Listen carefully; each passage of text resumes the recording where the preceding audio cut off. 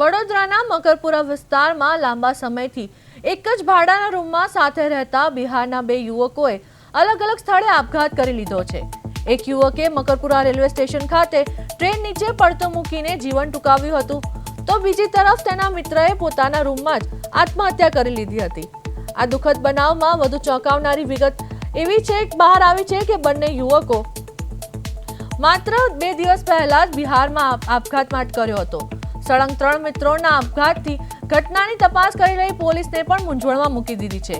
શું આ 3 મિત્રો વચ્ચે કોઈ ગંભીર સમસ્યા હતી, આર્થિક સંકળામણ હતી કે પછી અન્ય કોઈ રહસ્યમય કારણ જવાબદાર છે, તે જાણવા માટે મકરપુરા પોલીસ મથકની ટીમો કામે લાગી છે અને હાલ પોલીસ મૃતકોના મોબાઈલ ફોન કોલ ડિટેલ્સ અને તેમની આસપાસના લોકોના નિવેદનોના આધારે આ સમગ્ર કેસનું સત્ય બહાર લાવવા પ્રયત્નશીલ છે।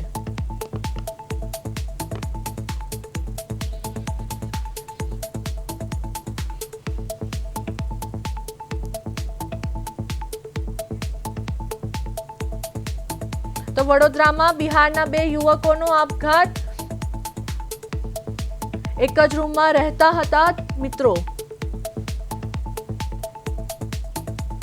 2 દિવસમાં 3 મિત્રોના આપઘાતથી ચકચાર મચી। આર્થિક સંકળામણ કે બીજું કારણ, પોલીસ દ્વારા વધુ તપાસ હાથ ધરવામાં આવી। એક યુવકે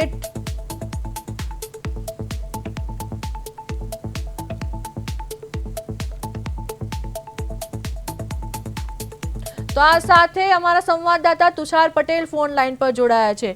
જી તુષાર, વડોદરા શહેરની આ ઘટના સામે આવી જેમાં એક મિત્રના આપઘાત બાદ 2 મિત્રોએ આપઘાત કર્યો છે, શું છે આ મામલે વધુ વિગત? ચોક્કસથી યશવી, ખૂબ જ દુઃખદ અને એક પીડાદાયક સમાચાર છે વડોદરા શહેરના મકરપુરા વિસ્તારમાંથી સામે આવ્યા છે। મૂળ બિહારના 3 જેટલા યુવકો વડોદરા શહેરના મકરપુરા જીઆઈડીસી વિસ્તારમાં એક સાથે નોકરી કરતા હતા। અલબત્ત એક જ રાજ્યના હોવાના કારણે તેઓ મકરપુરા વિસ્તારમાં આવેલ જશોદાનગર સોસાયટીની અંદર એક રૂમ ભાડે રાખીને 3 મિત્રો રહેતા હતા। આ પૈકી એક મિત્ર રામપ્રસાદ જે છે એ બિહાર ખાતે 2 દિવસ પૂર્વે પોતાના વતનમાં ગયો હતો, જ્યાં તેને કોઈ કારણોસર આત્મહત્યા કરી હતી। આ મિત્ર જે છે એની આત્મહત્યાના સમાચાર વડોદરા ખાતે રહેતા આ અન્ય 2 મિત્રોને મળ્યા બાદ તેઓ પણ વ્યથિત હતા અને એક જાતનો જે આઘાત કહી શકાય, આઘાત તેઓને લાગ્યો હતો અને ત્યારબાદ ક્રમશઃ બંને મિત્રો જે છે એ વહેલી સવારે પોતાની રૂમ પરથી બહાર નીકળ્યા હતા। જે પૈકી એક મિત્રએ મકરપુરા વિસ્તારમાં રેલવે ટ્રેક પાસે રેલવેની સામે પડતું મૂકીને આપઘાત કર્યો હતો, જ્યારે બીજા મિત્રએ પરત રૂમ પર આવીને રૂમની અંદર જ ગળે ફાંસો ખાઈને આપઘાત કરી લીધો હતો। આમ રામપ્રસાદના વિરહને લઈને તેના અન્ય જે 2 મિત્રો હતા એ 2 મિત્રો દ્વારા પોતાનો જીવ મૂકી દેવામાં આવ્યો હતો અને આપઘાતનું જે પગલું ભર્યું હતું તે પગલું ભરીને પોતાનો જીવ ગુમાવી દીધો હતો।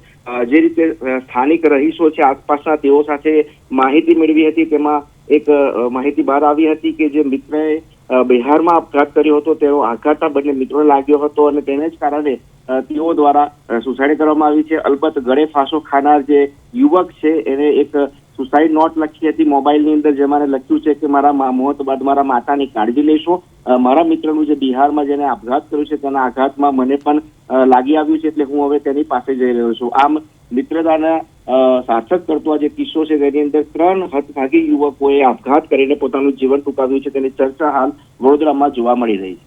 જી યશવી। જી તુષાર, સમગ્ર માહિતી આપવા બદલ આપનો આભાર।